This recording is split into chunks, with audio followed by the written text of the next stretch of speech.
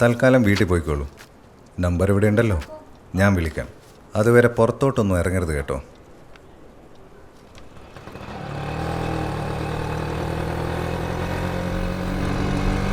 ഞാനൊരു കാര്യം പറയട്ടെ, നമുക്ക് ഇവിടുത്തെ അച്ഛനെ ഒന്ന് വിളിച്ച് വീട്ടിൽ കൊണ്ടുവന്നാലോ? എന്നിട്ട് അസുഖം മാറാൻ പ്രാർത്ഥിച്ചാൽ മതിയാവും. അല്ലാതെ നമുക്ക് എന്താ വേറെ ചെയ്യാൻ പറ്റുക? DC, നീ യുക്തിക്ക് നിരക്കുന്നതാണോ ഈ പറയുന്നത്? അതിന് നമ്മുടെ ചുറ്റും അങ്ങനത്തെ കാര്യങ്ങളാണോ നടക്കുന്നത്?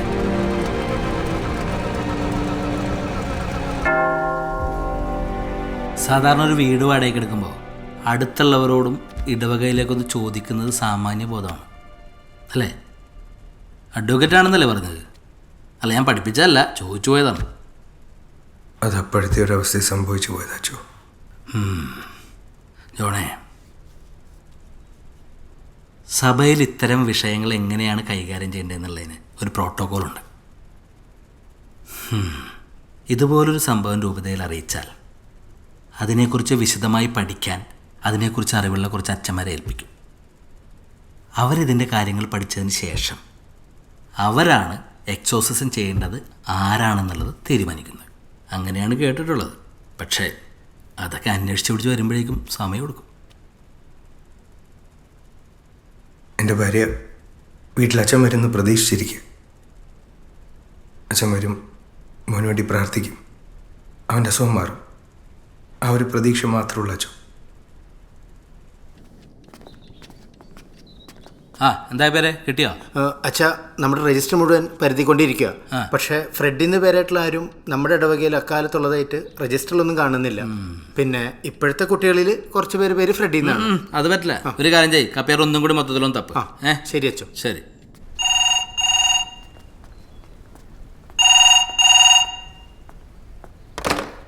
ഹലോ. ഞാൻ ജനറൽ ഹോസ്പിറ്റലിൽ നിന്നാണ്. ഒരു വലിയ വീട്ടിൽ തോമസ്, അയാളുടെ വീട്ടിൽ വാടകയ്ക്ക് താമസിക്കുന്ന ഒരു മിസ്റ്റർ ജോൺ. ആൾ വക്കീലാണെന്നാണ് പറഞ്ഞത്.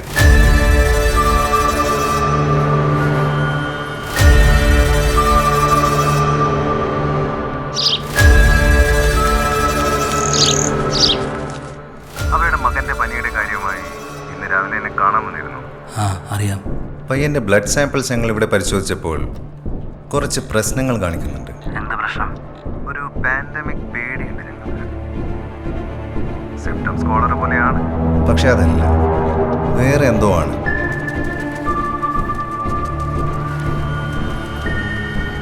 എന്താ ചേച്ചി, ബട്ടർഫ്ലൈ ആണോ? എന്തായാലും സാമ്പിൾസ് ഞാൻ തിരുവനന്തപുരത്തേക്ക് അയക്കുന്നുണ്ട്. ഒരു 3 ദിവസത്തിനുള്ളിൽ അതിൻ്റെ റിസൾട്ട്സ് വരും.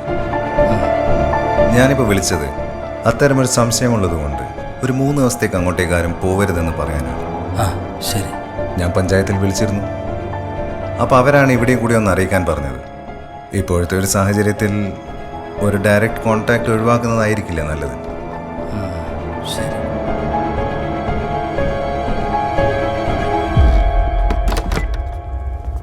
ജോണേ, ഇന്നെനിക്ക് വരാനൊരു അസൗകര്യമുണ്ട്. അത്യാവശ്യമായിട്ട് കത്രിയുടെ പള്ളി വരെ ഒന്ന് പോകണം. പിന്നെ ഫ്രെഡിയെക്കുറിച്ചും റോസിനെക്കുറിച്ചും എന്തെങ്കിലും രേഖ പള്ളിയിലുണ്ടെങ്കിൽ ഞാൻ ജോണിനെ വിളിച്ച് അറിയിക്കാം. ജോണിപ്പച്ചല്ലേ? ജോണെ, ഞാൻ വരാം. ജോണിപ്പച്ചല്ലേ? കർത്താവ് നിങ്ങളുടെ കൂടെയുണ്ട്. പിന്നെ വീട്ടിലുള്ള എല്ലാവരെയും ഒന്ന് സൂക്ഷിക്കണം.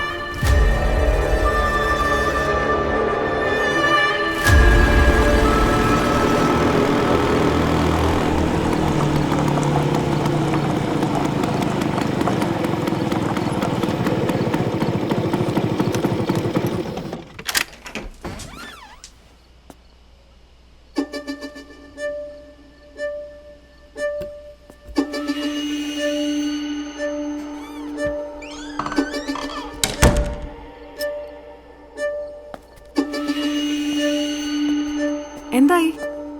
അച്ഛനെപ്പോ വരും? ഫ്രെഡി എവിടെയാണെന്ന് അറിഞ്ഞോ? പതുക്കെ. എന്ത് പതുക്കെ? നമ്മളെല്ലാരും ഇവിടെ കിടന്ന് അനുഭവിക്കുകയല്ലേ. ഇനി സംസാരിക്കാതിരുന്നിട്ട് എന്തിനാ? പറ, അച്ഛൻ എന്താ പറഞ്ഞേ? കൂടുതലൊന്നും പറഞ്ഞില്ല. 2-3 ദിവസം കഴിഞ്ഞ് ഈ വഴി വരാമെന്ന് പറഞ്ഞു. ചോദിക്കേണ്ട പോലെ ചോദിച്ചു കാണിയല്ല. ഇവിടെ ഉള്ളവർ എവിടെ പോയെന്നൊരു വികാരിയച്ഛന് ഏറ്റവും നന്നായിട്ട് അറിയാവുന്നത്. എന്നിട്ട് ആർക്കോ വേണ്ടി ചോദിച്ച പോലെ വന്നേക്കുവാണ്.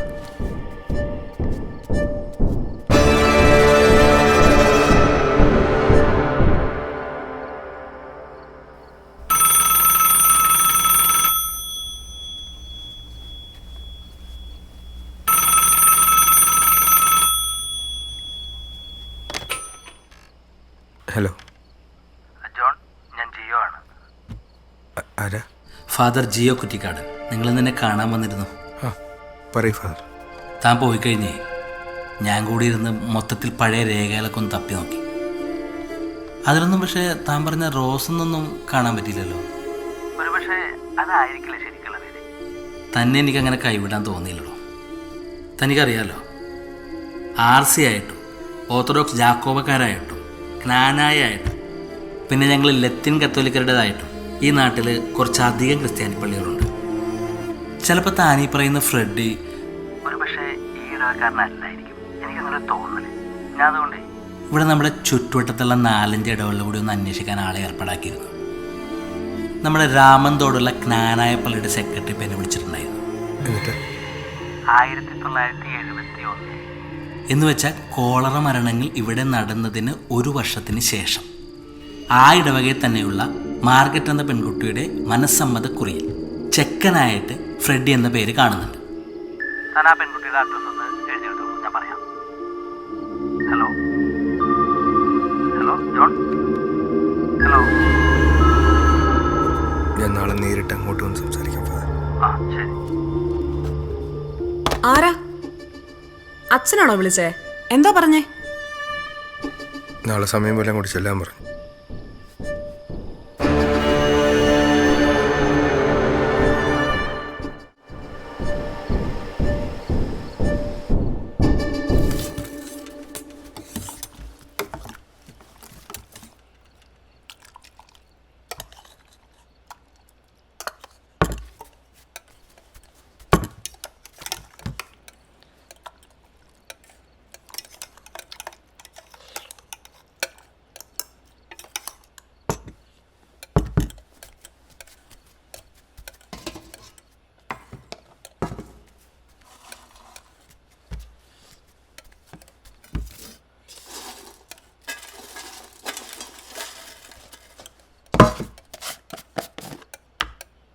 ജോൺ,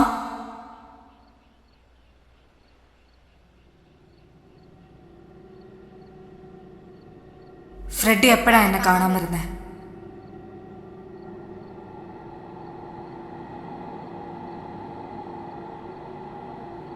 പറ ജോൺ, ഫ്രെഡി എപ്പോഴാ എന്നെ കാണാൻ വരുന്നേ?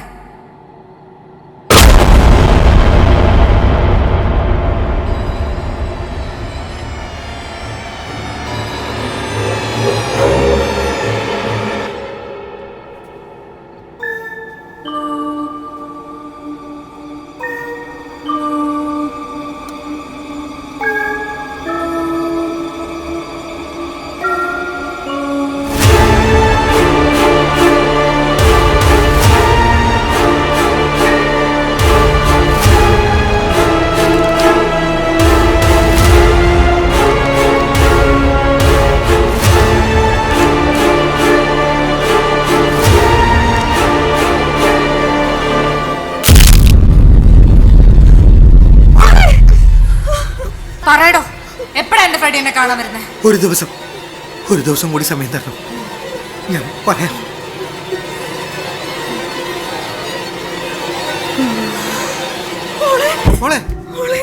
മറിയ,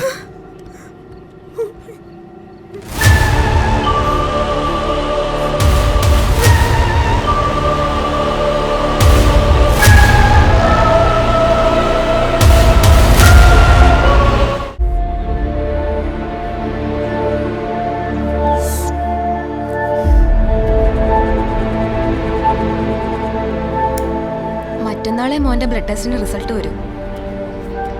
അതുവരെ ആരും പുറത്തേക്ക് ഇറങ്ങരുത്. ഹസ്ബൻഡ് എവിടെയാ?